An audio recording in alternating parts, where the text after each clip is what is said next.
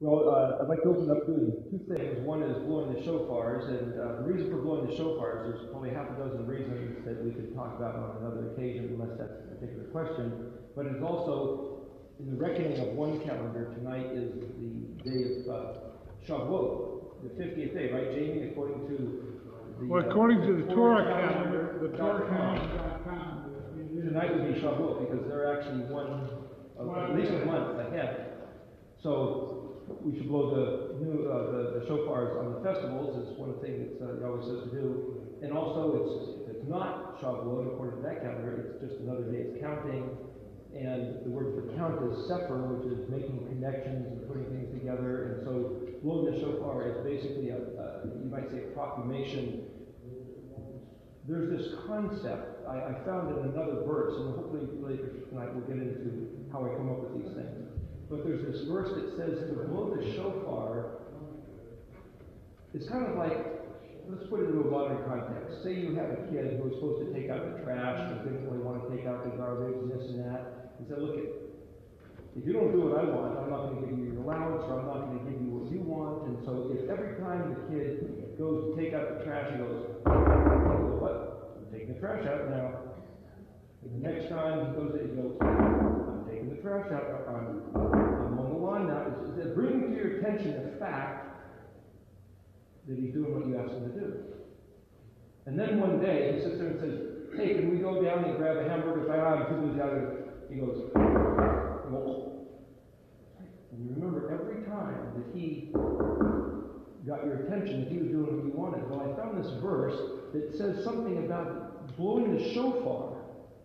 That when we blow the shofar, whenever we do the things that Yahweh said to do, that when our enemies besiege us and we blow the shofar, it's that reminder to Yahweh, and it's our voice. The shofar is like our voice to him, whereas when he spoke, we made the sound of the shofar his voice to us. And it's this form of connection that he designed. So the fact that we are sitting here on a day of counting of the weeks of Shavuot, or perhaps the day of Shavuot itself, like, we talked about it at TorahCalendar.com, which is a friend in Jerusalem that we met when we were there, and Jamie was recognizing that. One way or the other, we're here to regard the words of Yahweh. So to blow the shofars is just telling him we're listening, and asking for him to listen to our voice when we call out to him. So does anybody else have any shofars tonight? Or I'll just blow these two. So Yahweh, we hear your voice, may you hear ours.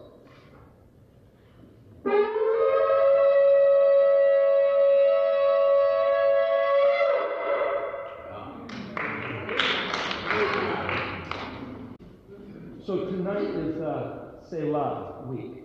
It's between the Zion and the Het. So I'm going to recap a little bit, just so we keep up to pace. Last week was the Zion, and so part of the, go to the board here, part of the meaning of the Zion is to cut something off. And if it's something that's cut off, it's also to be distinctive, to be separated from the rest. So Shabbat, the seventh day, Zion, the seventh letter, is cut off. Zion is a weapon. So we made note, I think near the end of last week, that if you have the word Zion, hey, tell you what, just for the sake of usefulness, if anybody has the dictionary, they're welcome to follow along. I'm going to try to show how to use this. So you have to know the alphabetic sequence. So the other thing I wanted to do as we start is go through the alphabet song, just to refresh everybody's mind and bring them up to speed. But I wanted to point out first something about the Zion, just to bring attention. So if you look at Zion Hey, it's on page 194. And if you have to recognize the letters. This is in modern Hebrew. But Zion Hey means this. And the second definition is which. Or you might say, it's specifying this which. This which is what? It's also, it doesn't say it here, but I think it's in Strong's. It says that it also means a lamb, which is very interesting. And then if you look at Zion Hey Hey, it means to identify. Or another form of it is he identified himself. And then if you look at, so that would be in modern Hebrew, the Zion is shaped basically like this, and the Hey, you might say like that. And then if you make it Zion, Hey, Hey, to identify himself. But here's another interesting one. If you look at a Zion, and the Zion I draw it like this because it's a weapon. It's like an axe or hatchet, something that cuts off. But it could be anything that cuts off. It could be a knife or a projectile, something which kills, like an arrow or a spear. If you look at Zion Aleph Tav, that would be on page 193. And it also means this. So part of the use of this dictionary is that sometimes you can't find the actual words you're looking for in the scriptures. And the point of this is that to contemplate the meaning of the letters. So part of going through each individual letter means something, as well as using the dictionary in conjunction. You could say, well, we've identified Aleph Tav previously, but let's do it again. Let's look at Aleph Tav. So because everything in this book is structured chronologically, alphabetically, this is for an etymological dictionary of Hebrew. So everything here is in Hebrew, but it's for readers of English. So nicely enough, it starts like we would open an English book. It doesn't start like you'd have to open the Tanakh, which is in what we would call the back. So, but when you open up these words, the words in Hebrew are read right to left. So you've got to switch back and forth with your mind. So if you look at Aleph Tav, you look onto the Aleph section, and then you look to the very end of the Aleph section, because to have the letter Tav, which is the last letter, after the first letter of the Aleph, it would be on page 61. Actually, Aleph Tav would be on page 60. It's right here. It says the mark of the accusative. And then you read down, it means with. So the word Aleph Tav means with. And it says also a cutting instrument or a plowshare. Well, interestingly enough, one of the shapes of the letter Zion in the ancient form is this, which is actually a plowshare. You drag it through the earth and it leaves furrows in the garden as you drag it that direction or behind a horse or something. It's the seventh letter where we get our letter G, which sometimes is shaped like this, right? The lowercase g. Well, in Greek, you'll have that letter, and it's actually the zeta. And this happens to be in Hebrew the letter Zion, pronounced with a Z. And as we mentioned last week, this is, you might say it's spelled phonetically Zayin, whereas the word Mount Zion is a whole different thing, but it sounds the same. It's not the same letter, but just for clarification, it's Zadi Yod Vav Nun. And this letter Zadi sounds like a TZ. So sometimes you'll see the word Zion spelled T-Z-I-O-N, Zion, whereas this is a Zion. So even though they sound different, just so you know what the distinction is. But basically, it's like discs or a cutting instrument. But Aleph Tav means with, it's a cutting instrument, but it also means you. And then if you could look at Aleph Tav Hey, it means to address a person familiarly. So you can look at Aleph Tav Hey. It also means you. You might say the Old English would be thee. And it also means to come, or he arrived.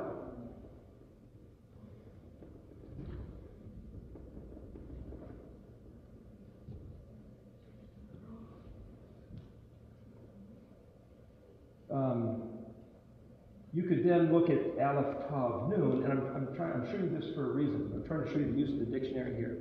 If you look at Aleph Tav Nun, which is up here on page 61, and down here at the bottom, it's the word for tonic, and also to gain strength.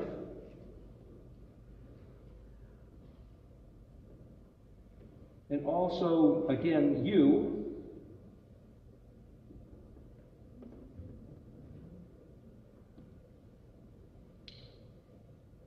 Aleph Tav Tav, Here, I'll put it down here.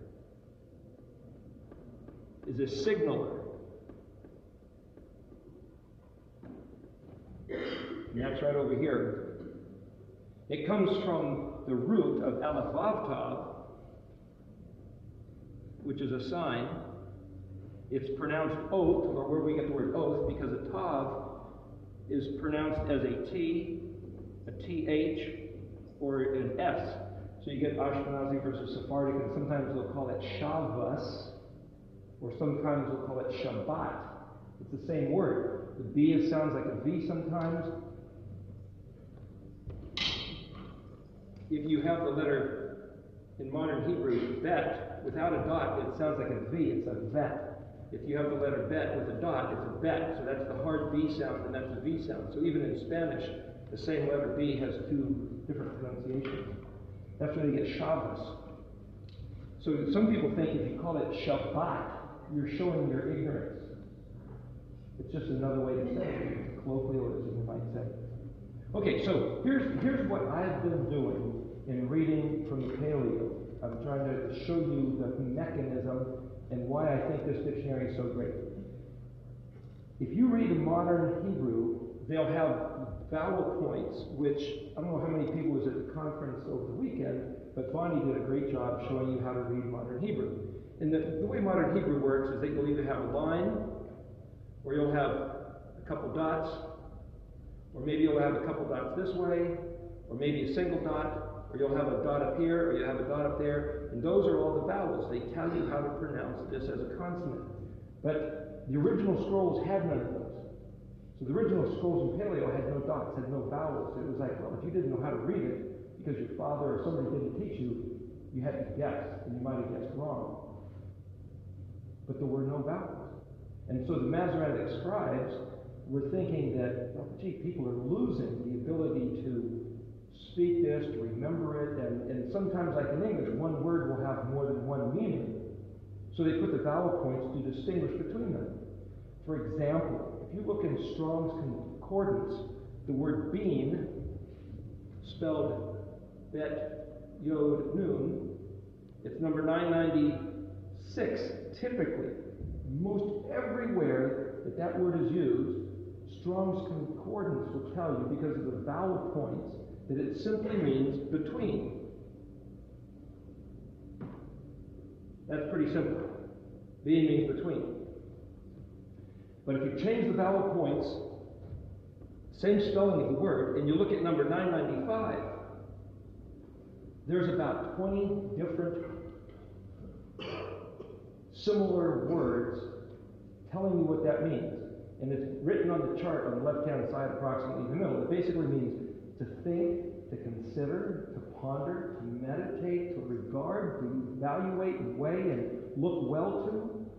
All these words, same word. And if you think about it, well, what's the difference between 995 and 996? It's spelled exactly the same. The vowel points are different, but really, what's the difference?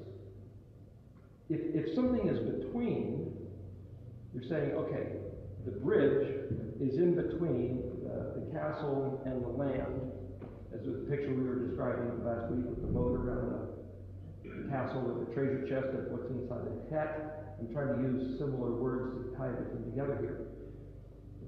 If the bridge is the link between, then when you're pondering something, you're weighing this to that. You're saying, well, this is what I thought I knew, but now this person is saying this. So now I'm not going to believe what they say, but I'm going to weigh, I'm going to consider.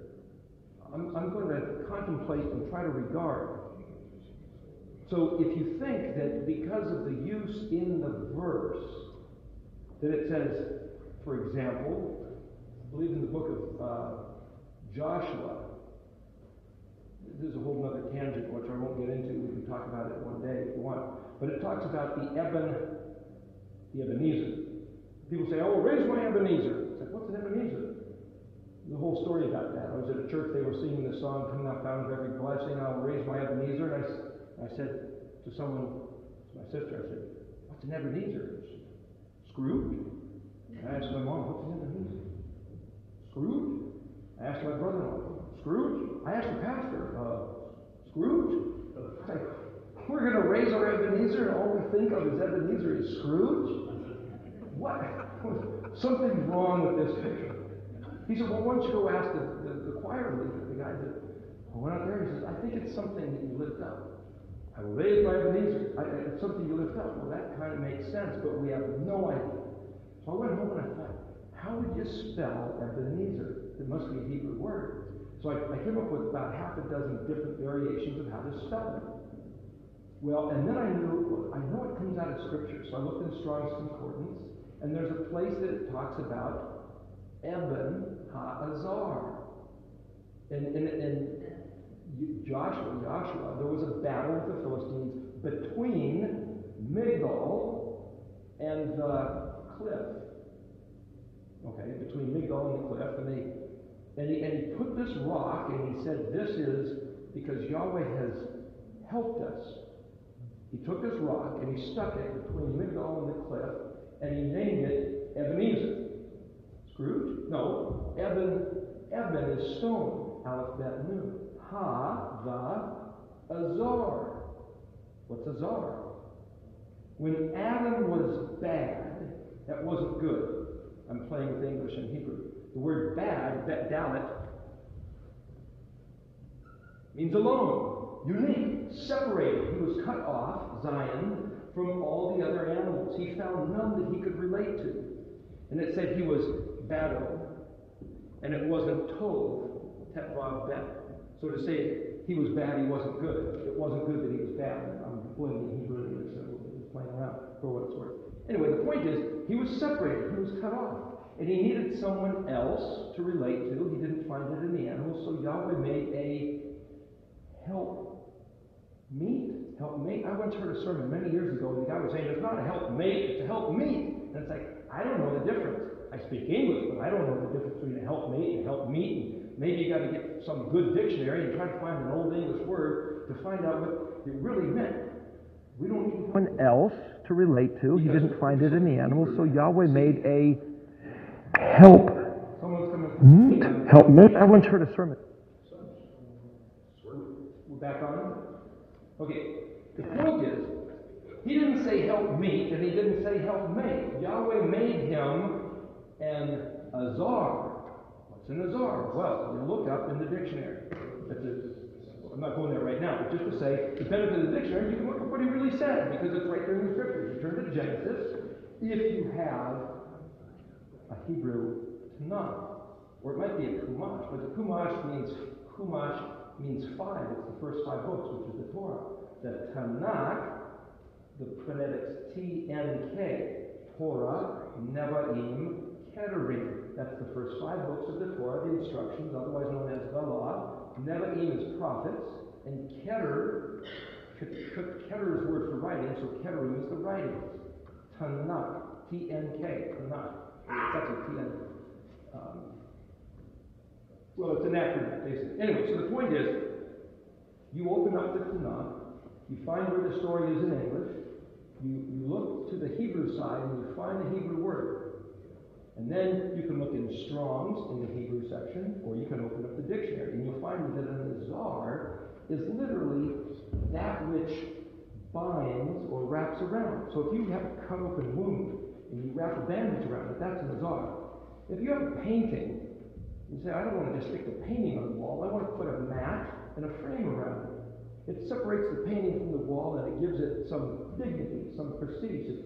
If you're into art, getting the right frame with just the right mat, it makes all the difference in the presentation of the picture.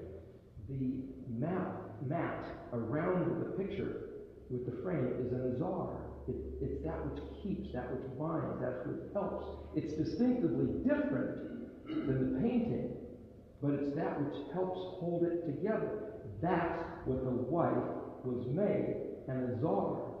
It's not a helpmate, it's not a helpmeet, it's not a wife, it's an azar. Well, when translated helper, so when Joshua said, Yahweh has been our help, so he put this stone between Migdol and the cliff, and he called it Eben Ha'azar. It's like, well, okay, that's not the end of the story. You go, wait a minute.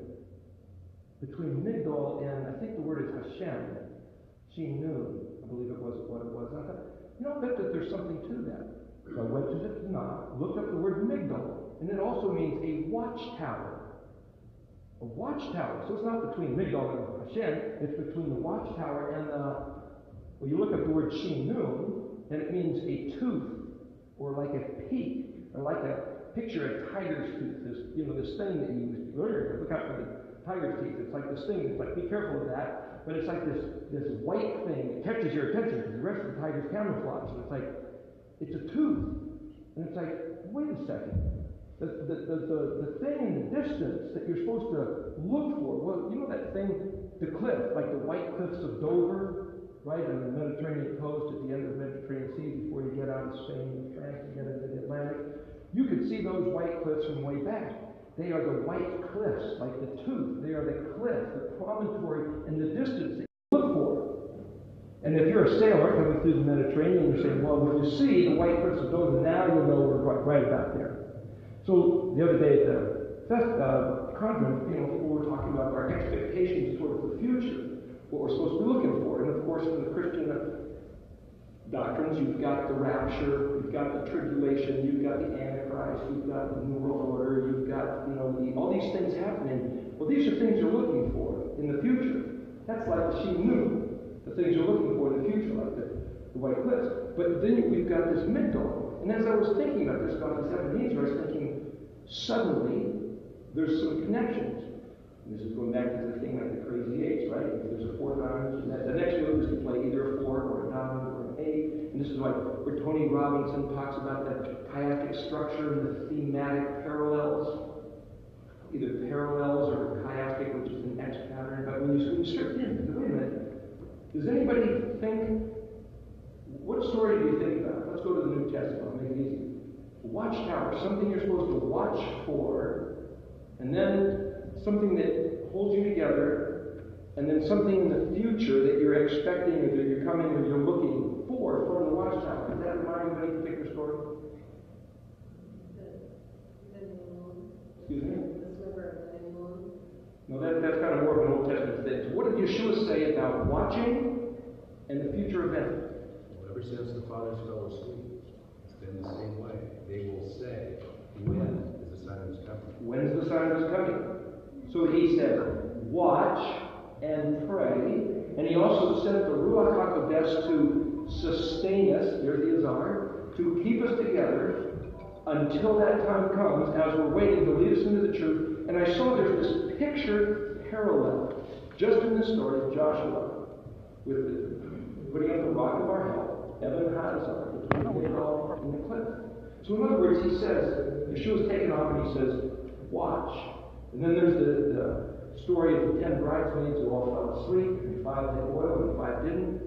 They were all supposed to be watching. The word shemer, is to watch, keep, and guard. The word shema is to listen, to hear, believe, and do, and to be vigilant. He told us to be vigilant, and he said something about when he comes back, will he find faith on the earth? Well, the word, we talked about this last week, amen, aleph mem nun, where we get amen. Amen. It's also the word for faith, but it's also faithfulness. So if we say, will he find faith on the earth? It's like, what are those people who still probably believe? Will he find people faithfully keeping his charge to watch and be doing when he comes back? See, now that's taking a New Testament story and taking an Old Testament instruction and understanding and saying, are these two different things, or are they both the same? If he said in the Old Testament, watch, keep, and guard, be faithful to hear, believe, and do, that is your faithfulness. So Abraham, who is the father of our faith, and according to Hebrews, he was the model that we should look to for what he did, so that we should be doing it and be found faithful, because according to his faith, so be it unto you, and his faith was reckoned unto him for righteousness. What was he doing? He said, sure, I believe that Elohim can give me kids when I don't have them. Sure, you bet. My job's done now. Or was he, aleph mem nun hey is the word used, he was doing what he was told to do, which happened to be several stars, which is count number or arrange in a story, which is making the constellations, I believe, which is a whole other thing. The point is, our faithfulness to be doing is what this is all about. See, if we have the wrong interpretation, the wrong translation, the wrong understanding, the wrong stories, we'll be doing something else other than what he said. And so the question is it too difficult to do what he said? Is it impossible like we've been told?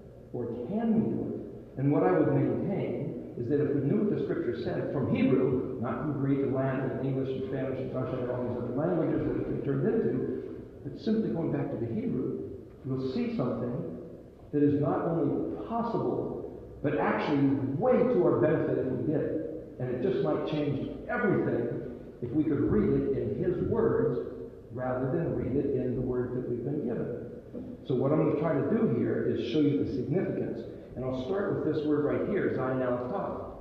So Aleph Tav means with, and it also means you. But what if it means with you? In other words, you can look at the dictionary, you can look at Strong's Concordance, and you can say, well, either it means with, or it means you. And so when you see it translated in the Scriptures, you'll see it used one way or the other.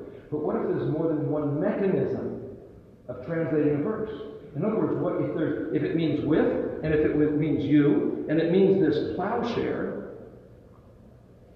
what if there's 3 different ways to read that verse, depending on which way we used it? Or what if the concept of the Aleph Tav was all of those, which is to say, with you, he has given the Aleph Tav, and with this plowshare, you can open up the mysteries. You can open up the questions that you have regarding when's he going to do it? How's he going to do it? What are we waiting for? Use the Aleph Tav. Well, what's the Aleph Tav? The Aleph Tav is kind of like the beginning. This is like I will. This is the first page. And this is the Tav, the last page, the end. And everything in between is like the pages of the Mem, right? The Mem is like this wave of water. That's kind of the wave. What Aleph Mem Tav, as we discussed before, is the word truth. It's the word emet. So the truth is everything how Aleph progresses to Tav, according to Mem is like also a womb of water that the noon jumps out of, 49 days of counting, Shavuot, 50th day, like today, the calendar is 50, that's the last day that what jumps out of 49 days of counting. There's these thematic parallels. So if you look at this and you say, well, the Zayin is this distinctive thing, and out of every letter, every word that you might consider in Hebrew, isn't it kind of surprising that the very word that means this right here happens to be the Zayin Aleph Tav? Well, Yeshua said in the book of Revelation, I'm the Aleph Tav. I'm the beginning and I'm the end. I'm the guy that dreamed this up. And I'm the guy who says, I forget the clock, I'm watching. Oh, it's enough. That's it. It's over. Done. Then you see the book of Revelation discussing. Yeshua said, I'm the guy that gets to make those calls.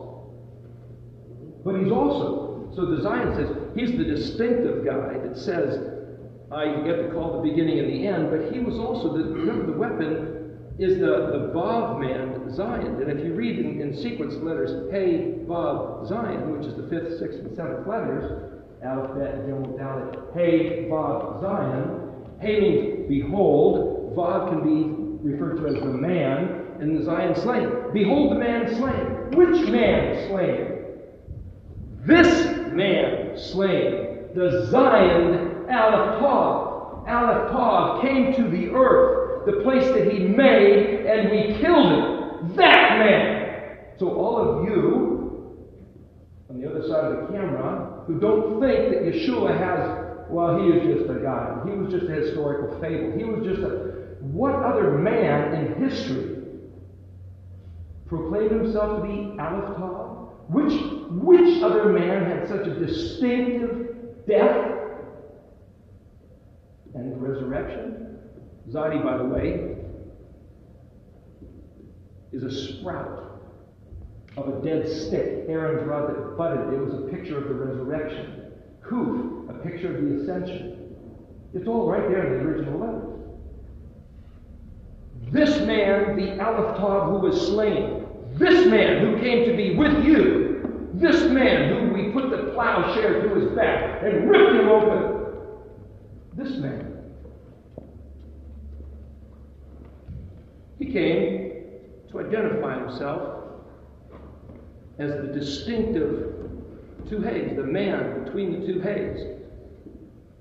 Yod means he will, as a prefix. He will identify himself as the vav between the two hays. We talked about the two hays, the two voices, a couple weeks ago. You see, when you start contemplating a simple word, like Zion Aleph Tav, it's like, well, okay, it means this. Okay, let's go on to the next word. We could spend all day contemplating Zion Aleph Tav. Now here's another interesting thing about the Zion. Well, here, Aleph Tav Nun. Let me go back to that. What is the Aleph Tav? Well, like I proposed, it's the beginning and the end. It's the alphabet and everything between it. Aleph Tav Nun happens to be tonic. Nun is imparted. When it's on a suffix, the end of the word, it's like a lightning bolt. This is what's going to be given to you. Well, that's actually the noon is to impart at the beginning, and the noon at the end is kind of like the one who does it, or it turns it into a noun. So the Aleph Tav is a concept turned into a real thing, is the Aleph Tav Nun. The Aleph Tav turned it from an ethereal concept to the beginning and the end, the first and the last. That's pretty ethereal, and there's something there. I'm not trying to diminish that. But to turn it into the reality that we can take hold of and use is the tonic to give you strength. That's embedded in the spelling of the word Aleph Tav Nun. So if there's any question, gee, am I making this stuff up? Or, what do we do with these letters? Is it purely coincidence? It's like, take a shot at the time and see what happens. Immerse yourself in this language and see if you're invigorated. Signal, Aleph Tav Tav. Tav is the sign of the covenant. But the other thing you'll find, Tav Tav, you remember this alphabetical order, so it's on the very last page of the dictionary, and it's actually not a word, but it's part of a word, used as a suffix or a prefix, and it basically means sub, hypo, like hypodermic, or under. Like a submarine or something from underneath. It's like, well, again, thematic parallels. I think he said in Jeremiah 31:31, the new covenant, the renewed covenant that I give you will not be like the other covenant. Which one you say? This? You broke it? Okay, well, so I'm going to put it within you. From within, that sounds like Tav Tav, sub hypo under. From within. Try getting that one out. And as we mentioned before, it's like, well, gee, the Aztecs did that.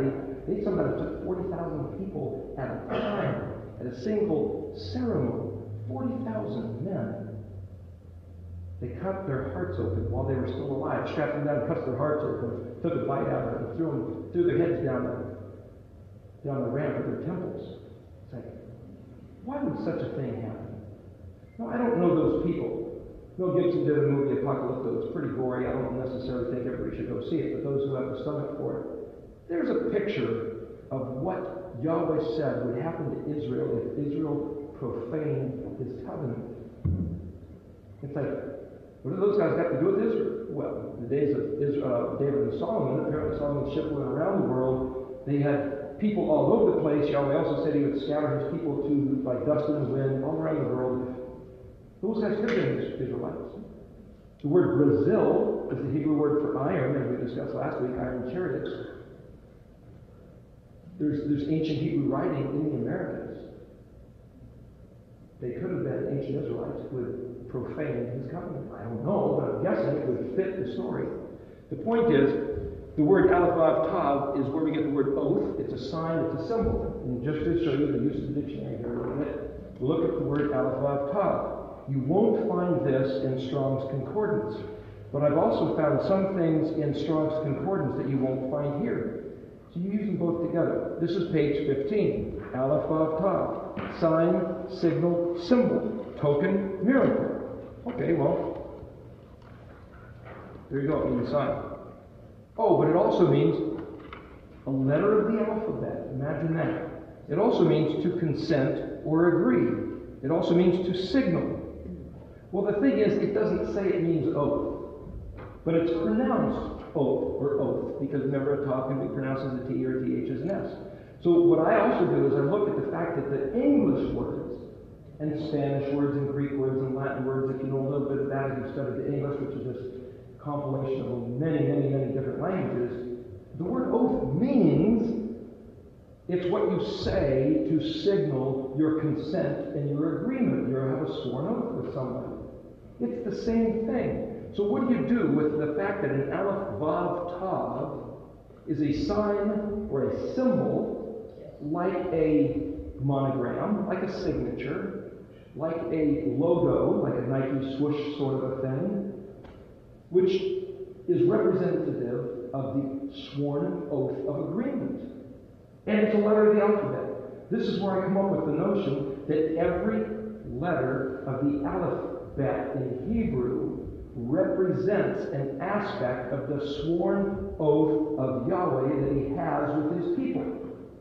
It's a matter of putting together all these definitions and coming up with a conclusion where they're all in harmony with each other. Rather than saying, well, which one of the definitions are you referring to? It's all of them. So to sit there and say, well, how does that do with Aleph, Vav, Tav? Well, it's the man, the Vav, which is the bridge connecting Aleph to Tav. Well, Yeshua said, I am the beginning and the end. I'm the guy who started. He's basically presenting himself as the guy holding together the Aleph and the Tav. He is the oath. So you can say, well, the letter of the alphabet is the oath. But Yeshua himself is the oath as one who embodies them all. So when you get these pictures, then it's like within the Hebrew alphabet, you could start pulling together these things. Well, wait a minute, you've got a little too far there. That's not fair to make that connection. It's like, remember the crazy eights thing? You lay down a 4, you can throw down a 4, or diamonds, for 4 diamonds, or you can throw down an 8. But because we're playing within the same deck, we're looking at his stuff. Aleph Tav Hey, the revelation of the Aleph Tav. You. Come. Who you? You? Or you could read that as saying, the Aleph Tav is revealed. Well, I could say, well, gee, which Aleph Tav? Well, if we've already talked about Yeshua being the Aleph Tav, then he's the guy that arrived. He's the guy that was promised to come, and he's the guy that arrived. So what I'm doing is I'm looking at this dictionary, and I'm finding the doctrines of our theology are expressed in the various definitions of the existing words that are purely Hebrew words. So I don't have to sit here and say, prove to somebody who does not believe that Yeshua was the sent one. Prove that he was the sent one. Prove that he was to come. Prove that he came from the other side of creation to the world. The Aleph, the plan of the infinite one, to be incorporated into manifestation of cosmology, cosmos matter, to be Gimel, sent to Dalet the earth, Hey, revealed as Vav, the man who was then Zion slain outside the Het fence, the walls of Jerusalem. How do I know that's Yeshua? Because he himself said that he's the beginning and the end, and he's the one who said he was come to arrive. And he was the slain Aleph Tav. He identified himself as the man who said, listen to my words, I will scream at you, but also show you in pictures, the whisper, parables. 2 different voices. And the more you contemplate these things, you can come up with all sorts of other ideas, all of which are fair game. And the point about that is to say, sometimes you stumble across these things when you discuss them with one another. It's not then a matter of me saying, let me show you what I found. I'm just trying to provoke you to look. But the real treasure is in what you find. So the idea of giving you this dictionary and then compelling you to look at the dictionary is to encourage you to go find treasure. The idea of making these various graphics, the chart, the Noon Psalmic with the array of the pictures, the emblem that I have in the back of my jacket, which is the emblem of the Shem, it's called the Oath of Shem Zakar, which is the sign of the symbol of the memorial name. It's like, why do I do those pictures? It's to provoke thinking. It's to give us something to focus our attention on. Look at it, go, hey, man, that makes me think. The word Zakar means remember. And the word Zakar, also spelled with a Zion. Zion, Kaf, Resh. Well, it's the memorial name. You say, well, let's break that down. Zion is the weapon of the distinctive one. But what's Kaf Resh? So what I'm showing you here is that you can fragment the words just to see where they go. 285. So you have to know the alphabetic sequence. In the top of the page is Kaf Pei Shin, and you run down Kaf Pei Tav. After Kaf Pei is a Zadi, and then Kuf, and then a Resh. But if you come down here, it jumps from Kaf Pei Tav Resh to Kaf Resh. That's hard. It's like, well, there's no Kaf Zadi, and there's no Kaf Kuf, but there's a Kaf Resh. So what you realize is that because this is alphabetical, you have to know the alphabet. And then you just jump down to find it. Oh, there's Kaf Resh. Well, Kaf Resh is its own word, means saddle.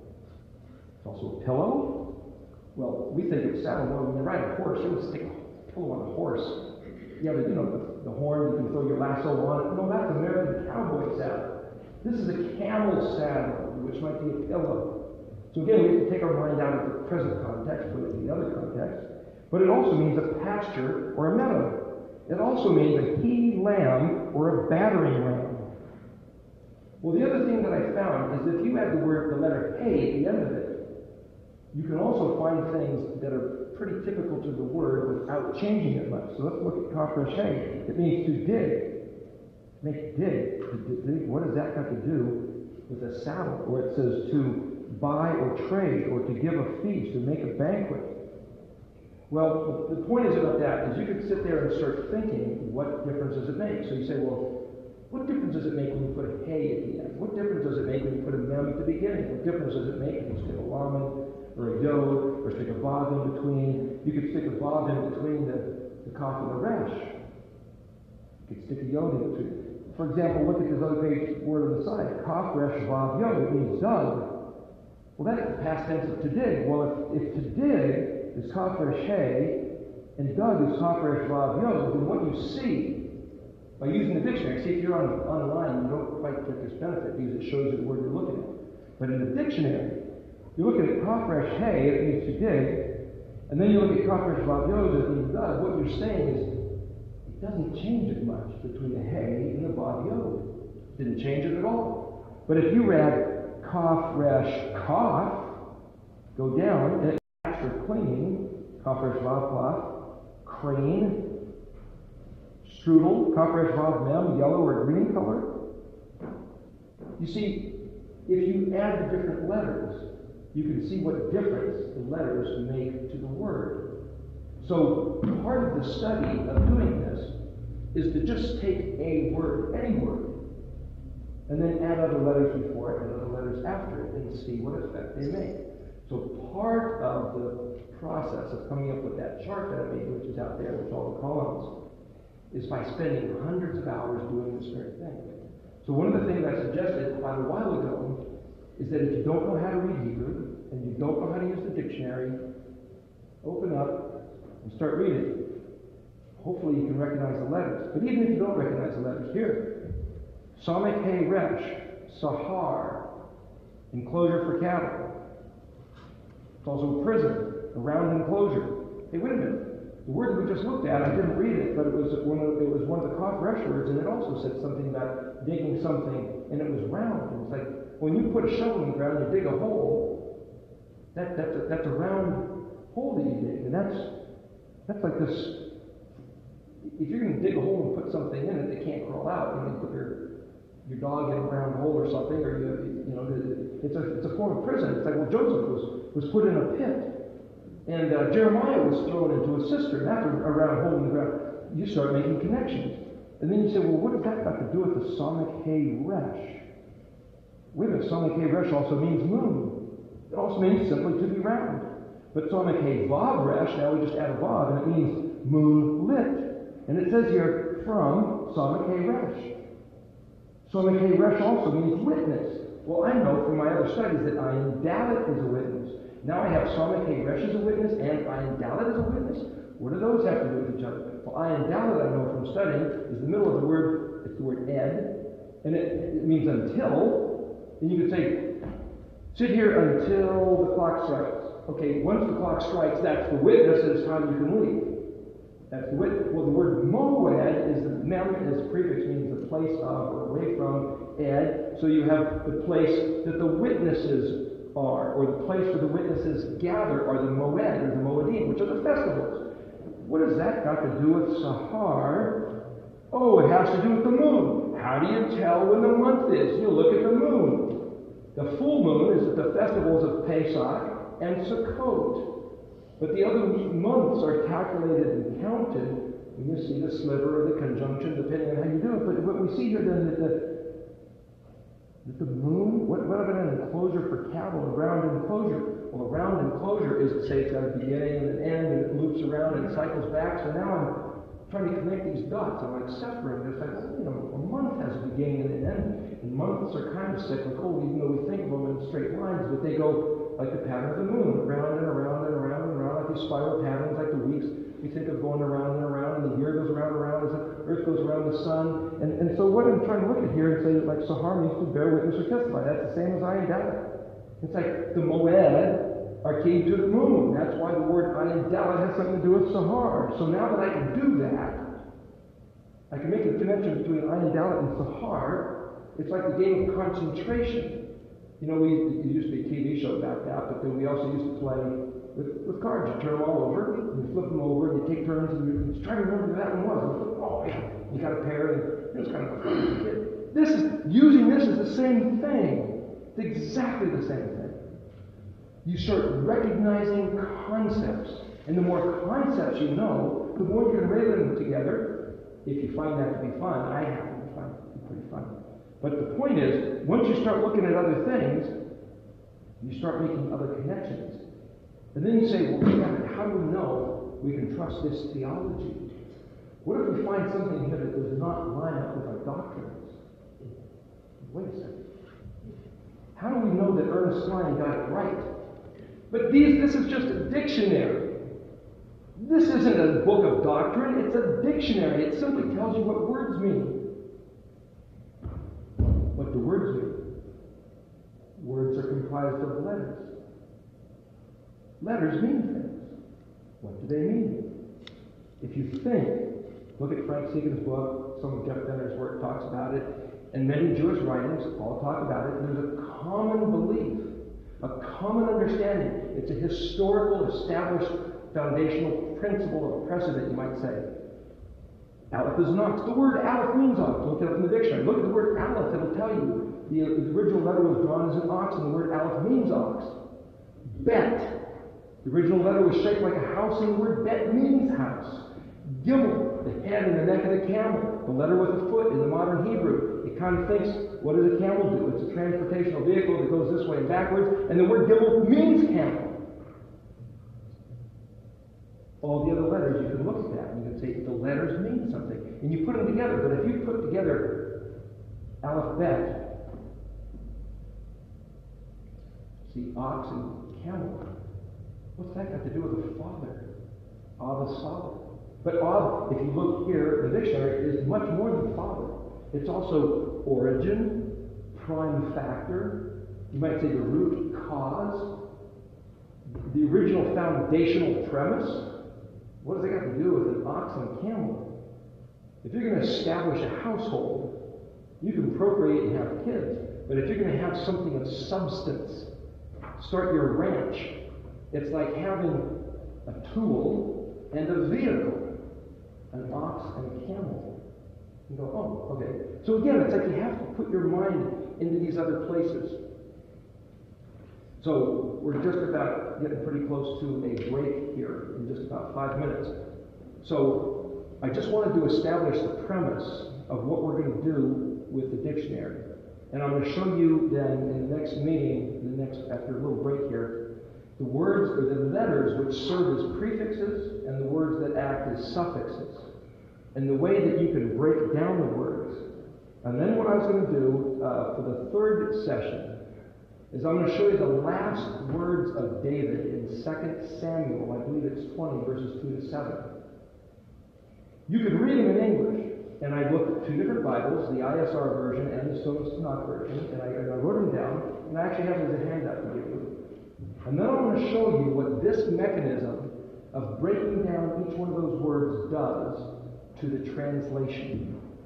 And I'm going to show you what I believe is that in these letters is the most astounding doctrinal basis to put the hopes of your theology onto, which is to say that you have a choice. You can listen to your favorite preacher, your favorite rabbi, the Vatican Council, or some New Age guru give you a hope for the things which are besieging the world. My premise is that because these letters reveal the Aleph Tav, these letters reveal the plan of the infinite one from before the creation until he says, that's it, we're calling this Project Earth finished, and now we're going to go on to the next thing, which is the next phase of the eternal program. That's the Aleph Tav. The beginning and the end, the encapsulated book covers of the plan. Though it looks like chaos, man, it's really page by page, boom, boom, boom, boom, boom, boom, boom, which is Bet Gimel Dalet Hey Vav Zayin Hey. It's the letters. So if we know what the letters are, we can see the plan. If you know what the letters mean, he's told us the plan. And Yahweh says, this is my signature. I believe this is what the meaning of Aleph Tav is. But remember, Aleph Tav is the one word left not translated. It's used as a grammatical reference, kind of like quotation marks. Somebody's talking when they put quotation marks. You never said, oh, quotation, you might do this, but you don't say, oh, quote. They're unutterable. The word Aleph Tav, written in the Stones Tanakh, or any Tanakh, JPS and Stones are the two most popular, is not translated. Bereshit, bara, Elohim, et, Aleph Tav, ha-shemayim, et, Aleph Tav, ha'aretz. In the beginning, created Elohim, Aleph Tav, the heavens, and Aleph Tav, the earth. Why isn't it translated? Every word is translated in the scripture except the word Aleph Tav. And then Yeshua reveals himself to John in the book of Revelation and says, I'm the Aleph Tav. So we go, there's something particular about this Aleph Tav. What about this Aleph Tav? Zion Aleph Tav. This he identified himself. Who identified himself? The guy that the Aleph Tav is about. The sent one. The gimmeled one. Who is he? Is that Jesus of Nazareth? It's the response to our cry for help. When we cry for help to Yahweh, the Creator, we go, Yahshua! Yahshua! The word Shua means help, redeem, save, deliver. Get us out of this mess we got ourselves in. And he sent Yahu, Yod-Hey, Vav, Yod-Hey, Yah, connected and sent Shua. Yahushua, Yahusha. Shinai. He sent help, deliverance, redemption, rescue, just like we asked. So it's no strange thing to look at the words. The question is, who is he? Was he that guy that was here 2,000 years ago? Is he who the Christians say he is? Or is he who the Muslims say he is? Is he who the Jews say he is? I propose he is who the letters say he is. The Aleph Tav. We've got 1 minute left. Let's sing the song real quick, just to familiarize ourselves and bring it back to speed, and then we'll take a break, and we'll come back to it. Okay? So I'll know it.